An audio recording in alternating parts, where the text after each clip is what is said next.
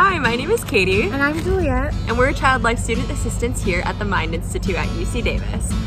Today we wanted to share these popsicle stick puzzles with you guys and teach you guys how to make your own. So just follow along with us.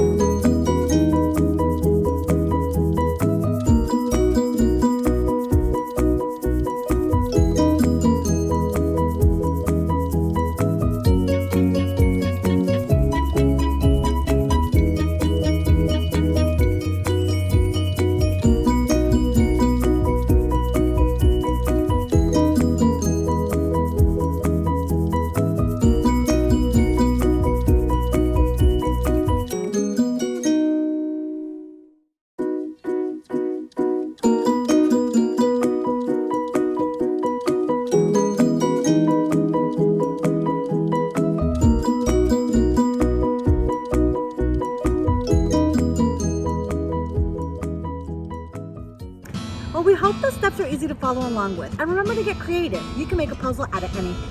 If you had a hard time, go ahead and you can scroll back to any point in the video and just pause. We hope you enjoyed this family time.